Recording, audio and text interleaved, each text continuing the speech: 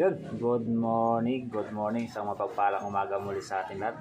Sa lahat ng ating mga katropang kalikotero. Yan, good morning at maligayang Pasko po sa inyo lahat. Actually, belated na, belated Merry Christmas kasi today is December 26 na. So sana sa inyo mga lahat na mga katropa pits, mga katropang kalikotero, naging matiwasay, masaya ang inyong Christmas. Yan, sa akin naman, naging masaya ang aking Christmas dahil kasama ko ang aking buong pamilya. So yun, napakagandang regalo ng ating Panginoong May Kapal yan. Yung sama-sama lang tayo mga buong pamilya at masaya at walang problema. Yun, sapat na yun para sa napakagandang regalo ng ating Panginoong May Kapal. So yun, dako tayo sa ating video tutorial. Yan, for today's video mga tropa pits. Yan, mga tropang kalikotero. Walang kuryente, TMX 155, yan, Honda, yan, model 2010 mga tropa pits. So na-troubleshoot naman na natin to mga tropa pits. Napag-alaman natin na walang kuryente ang kanyang stator sa may primary coil. Yan, wala nang lumalabas na kuryente, malamang sa malamang 100%. Busted na yung kanyang primary coil sa kanyang stator. Na-troubleshoot natin yan. So yan, may hangover pa, may nag-video okay pa. Yan, kasi continuous ang kasi yan. Christmas pa naman. So yun, dako tayo dito mga tropa pits. Pasensya yan, medyo maingay. So na-troubleshoot nga to mga tropa pits, walang lumalabas na kuryente dito sa kanyang primary coil. Yan. Ito yung kanyang, ito, sa may primary coil niya. Sa may stator. Yung color, sa TMX 155 yung color red na may lining na black na mayroong lining na red. Yan, so sa pag-check lang yan mga tropets kung may kuryente ba siya o wala. So yan, dukto lang kayo ng wire. Then habang pinapadyakan nyo, ikis-kis nyo rito, dapat meron siyang lalabas na kuryente. So try ulit natin mga tropets.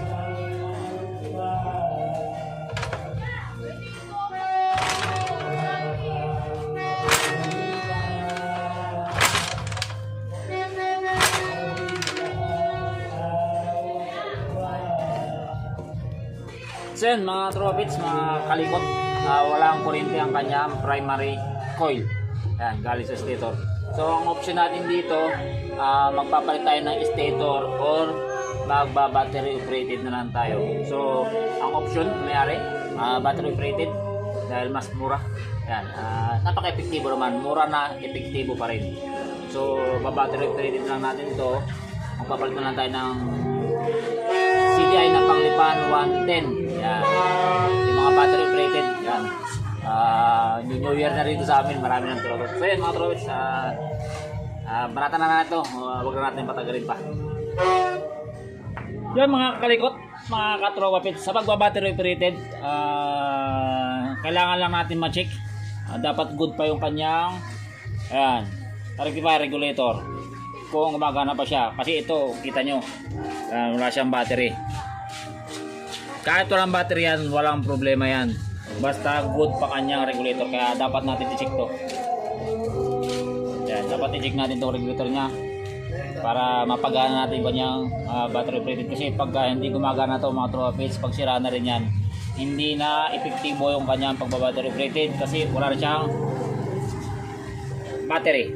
Yan, wala siyang battery. So check natin yan mga tropes. Wala tayo na may wagang. Sana ba yung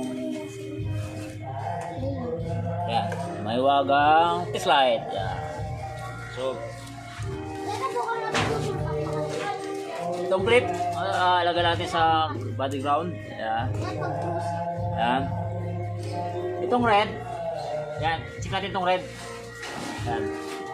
Dapat pag pinadyakan natin yung motor, iilaw yan, iilaw. Yan, iilaw. Yan. Pag pinadyakan natin yung motor, inuulit ko, dapat iilaw yan mga tropets. Ibig sabihin pag umilaw yan, good pa yung kanyang regulator. So pacheck natin.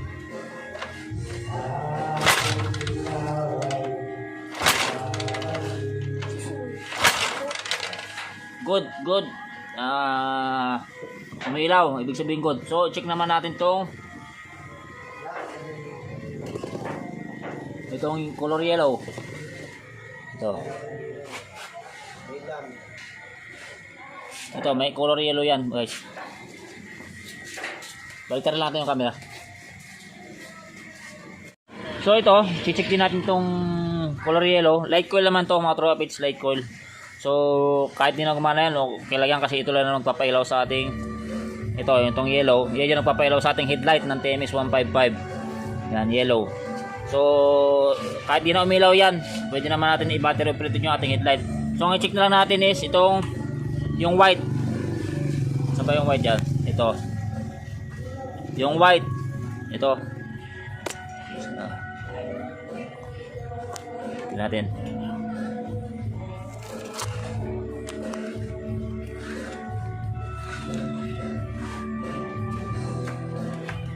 Tanggalin. Yan. Kita nyo? Yan yung white. Yung white na yun. So yan ang check natin. Pagka sinipa natin dapat aandar din yan kasi yun yung charging system na nagmumula sa stator. So dapat umilaw din yan. So check natin. Baliktad rin natin yung camera. Yan, check natin yung color white dito. Yung charging coil galing stator.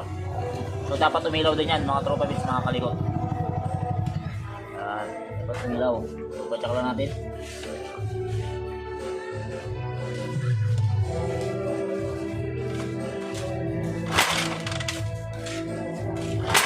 Nasalingin.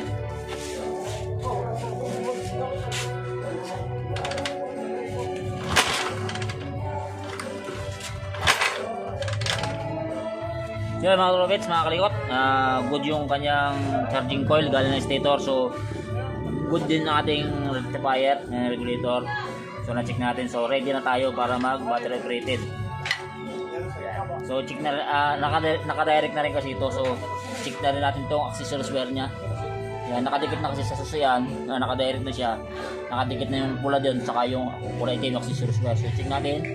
Dapat ilaw din to pag pinadyakan natin. Kasi dyan tayo kukuha ng positive na ikakabit natin sa CDI.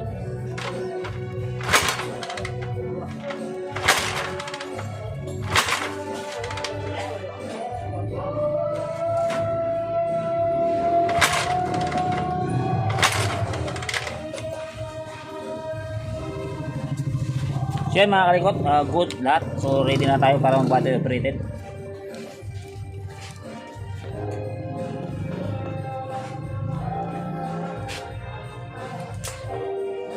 So yung ulit ko mga kalikot, dapat kung mag-battery operated kayo, lalo sa mga walang battery na motor, dapat check nyo yung regulator, rectifier nya kung good ba siya, kung gumagana. Kasi kung di gumagana yan, useless ang ating pagbabattery operated. So yun, banatan natin. Ito yung kanyang stock na CDI. So tatanggalin natin ito mga trobel, 6 pin. Ayan, 6 pin CDI stock ng TMS 155. Yan.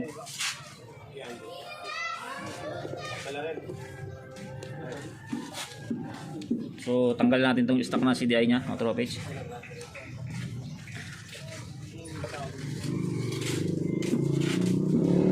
So yan, hindi natin ito puputulin para pag pinalik yung stock na CDI, magagamit pa rin itong socket nya. So yan. So mayroon na tayo rito nakahanda, ito 4 pin CDI panglipan 110. Yan. Actually pwede rin gumamit ng pang wave, yung CDI ng pang wave na battery operated din yun. So magkaiba lang yung polarity, pero karamihan ng ginagamit is ito, lipan 110 4 pin CDI. Yan. Sa ganyang posisyon mga trobets ng CDI natin, marami naman akong video nilabas tungkol sa pag-battery operated. So review na lang natin mga trobets para kahit ulit-ulit at least hindi natin nakakalimutan. So review natin sa ganyang posisyon ng CDI. Dito sa bandang kaliwa baba, ground ng ating CDI. Dito bandang kanan sa baba, ito yung positive ng ating CDI. Ito yung papuntang accessories wire ng ating motorsiklo. And then ito yung sa taas nya is yung ignition coil. Dito natin kakabit yung ignition coil ng ating motorsiklo. And then ito, itong bandang kaliwa sa taas is yung connection ng ating pulser. So yun, kapit natin mga tropits. So yan. Ayos lang natin para makita natin yung color coding nya. Medyo focus natin konti. Yan. Kita ba? Yan, kita na.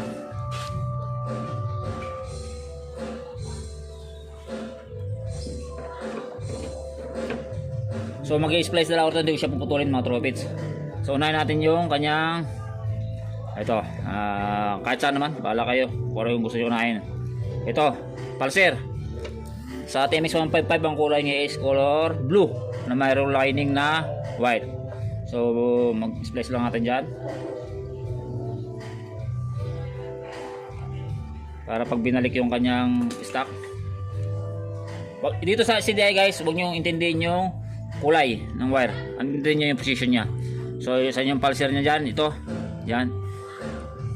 So tanggalin mo na, ayan. Okay, kanya na.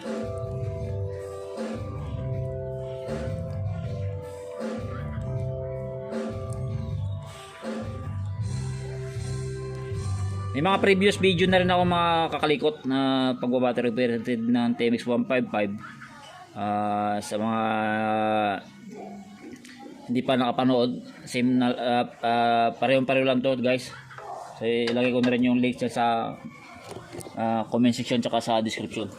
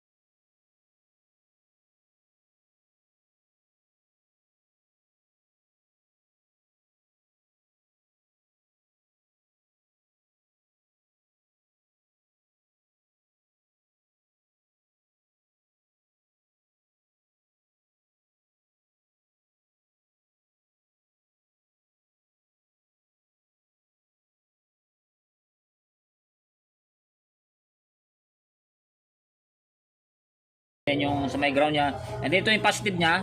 Yan. Bandang kanan sa baba. Duduktungan natin ng wire. Wire. Yan. May nakanta na duktong dito. Yan. Duktungan natin siya ng wire. Kasi ipapagapang natin to papunta accessories wire ng ating motorsiklo, which is ang kulay ng ating accessories wire sa mga Honda color black. Yan. So, Honda color black sa lahat ng mga China motor kulay black. Yan. Sa Yamaha yata brown, hindi ko masyadong kabisado. Yan.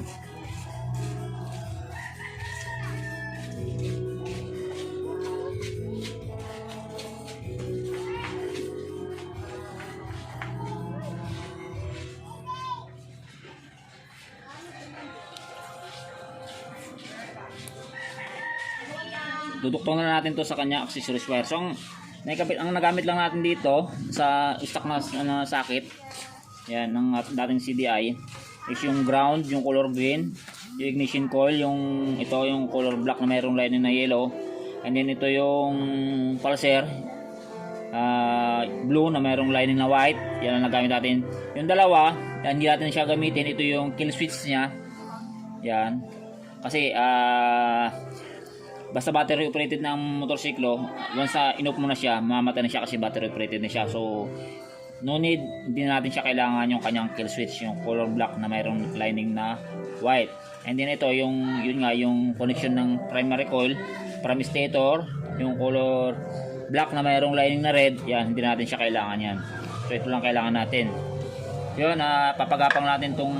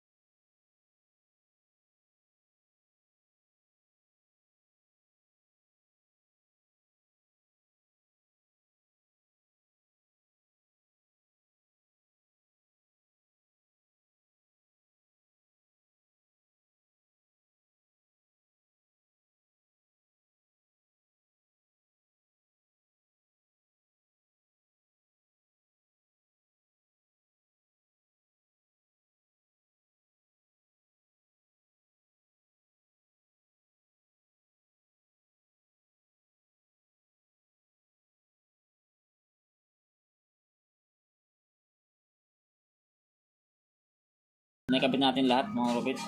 So naikabit natin kanyang, ayan, yung ground, yan, ito yung bandang kanan baba, yung papunta accessories wire natin. Ano ito, ayan, ito, ayan, bandang kanan taas, ito yung ating ignition coil. Sa kaliwa, bandang taas, yung pulser natin. So yun, ikabit natin din itong sa, yan, sa may primary coil. Hindi natin gagamitin yan, hindi natin siya iduduktong kasi nga wala na siyang connection yan. So yun guys, tapos na natin. So i-organize na lang natin yan, ibalik na yung dapat ibalik, and then ayusin na natin para matayin na natin yung motor ko, aandar na ba siya o hindi. So i-organize ko muna guys, ayusin ko muna. So yun mga kalikot, mga katropa page, tapos natin na gawa, na-ibalik na yung dapat ibalik. Ayan. So nasinop na natin, na-organize na natin. So yan, maraming battery niya. So dito ko kinilagay yung kanyang CDI dito sa loob ng airbox, wala na kasing laman din yan. Okay, so dyan ko na lang nilagay para safe. So yun, okay na. Trial natin panda rin. Yan, wala na susian yan, rekta na. So panda rin lang natin.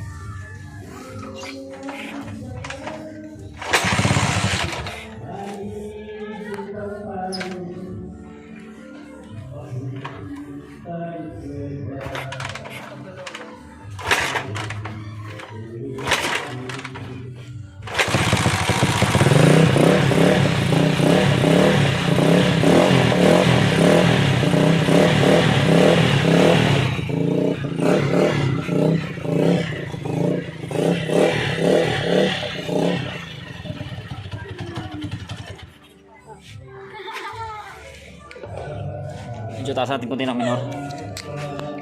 Yung baba.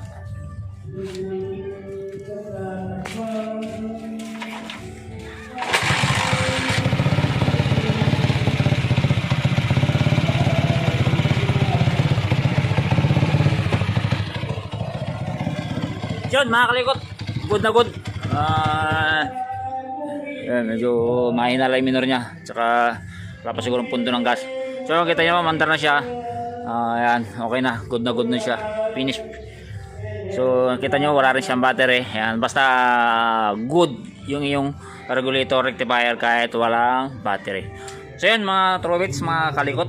Ayan, sana kung nagustuhan nyo itong video na to, pahingi ng favor, pasuyo, palike ang ating video, pasubscribe na natin ng YouTube channel, aking YouTube channel, munting YouTube channel, yan, Kalikotero Mekaniko. At hit mo na rin yung notification bell para ma-update ko sa mga videong ilalabas natin. At pa-comment na rin kung ano yung nagustuhan nyo or kung ano hindi nyo nagustuhan sa ating video. Ayan, free to comment dyan sa ating comment section. So yun, maraming salamat muli mga tropes, mga tropang Kalikotero. Maligayang Pasko muli. Ayan, advance happy New Year. So yun, maraming salamat. More power, God bless flow sa inyong lahat.